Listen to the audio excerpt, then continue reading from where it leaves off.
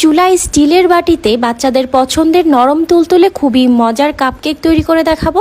কেকগুলো অনেক বেশি সফট হবে আর খেতে কিন্তু অনেক বেশি মজার হবে। একটি মিক্সিং বলে আমি প্রথমে রুম টেম্পারেচারে থাকা একটা ডিম নিয়ে নিচ্ছি। 1/3 কাপের মতো দিয়ে দিচ্ছি চিনি। চিনির পরিমাণটা অবশ্যই আপনাদের স্বাদ অনুযায়ী কম বেশি করে দিতে পারেন। একদম 1 চিমটি খুবই সামান্য পরিমাণ লবণ দিয়ে দিচ্ছি। মিষ্টি খাবারে যারা লবণ পছন্দ করেন না তারা এটা বাদ দিতে পারেন। এখন একটি হ্যান্ড উইক্স দিয়ে ডিম চিনিটাকে খুব ভালো করে এখানে মিশিয়ে নিচ্ছি। ডিম আর চিনিটাকে খুব ভালো করে এখানে ফেটিয়ে নিতে হবে। চিনির কোনো প্রকার দলা যাতে না থাকে সেটা কিন্তু খেয়াল রাখতে হবে। ডিম আর চিনির মিশ্রণটা হয়ে গিয়েছে দেখতেই পাচ্ছেন। এখন এখানে আমি দিয়ে দিচ্ছি 1/4 কাপের মতো সয়াবিন তেল। সয়াবিন তেলটা দিয়ে আবারও সব কিছুকে আমি হ্যান্ড উইক্স দিয়ে ভালো করে মিশিয়ে নিব।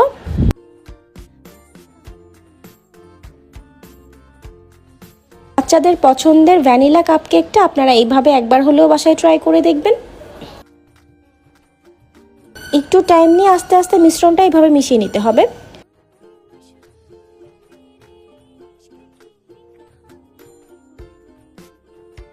লিকুইড মিক্সারটা হয়ে গিয়েছে। এখন একটি চালনিতে আমি 1 কাপের থেকে কিছুটা কম দিয়ে দিচ্ছি ময়দা। বেকিং পাউডার দিয়ে দিলাম 1/2 চা চামচ। ময়দা আর বেকিং পাউডারটাকে আমি এইভাবে একটু চেলে নিচ্ছি। শুকনো উপকরণগুলো অবশ্যই এইভাবে চেলে নিতে হবে। এখন শুকনো উপকরণের সাথে আবারও সবকিছুকে ভালো করে মিশিয়ে নিব। এই পর্যায়ে আমি 1/4 কাপের মতো দিয়ে দিচ্ছি জাল করে রাখা লিকুইড দুধ। লিকুইড দুধটা দিয়ে আবারও ভালো করে আমি মিশিয়ে নিব। ব্যাটারটা একদম স্মুথভাবে তৈরি করতে হবে, কোনো প্রকার দলা না থাকে সেটা খেয়াল রাখতে হবে। সুন্দর একটি ফ্লেভারের জন্য আমি এখানে খুবই সামান্য পরিমাণ ভ্যানিলা এসেন্স দিয়ে দিচ্ছি। স্প্যাচুলা দিয়ে আমি ভালো করে মিশ্রণটাকে এইভাবে মিশিয়ে নিচ্ছি। কেকের মিশ্রণটা আমাদের একদম তৈরি হয়ে গিয়েছে।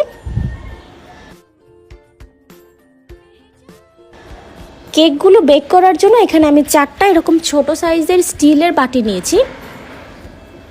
এরপর একটি টিস্যুর সাহায্যে এটাতে তেল ব্রাশ করে নিচ্ছি। এতে করে কেকগুলো খুব সহজে এই বাটি থেকে তুলে আসবে।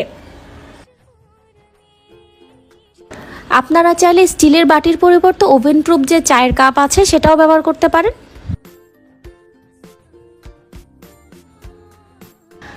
এখন এই স্টিলের বাটিতে আমি কেকের মিশ্রণগুলোকে এভাবে দিয়ে দিব। চুলাতে এইভাবে খুব সহজেই কিন্তু বাচ্চাদের পছন্দের কাপকেকটা তৈরি করতে পারে।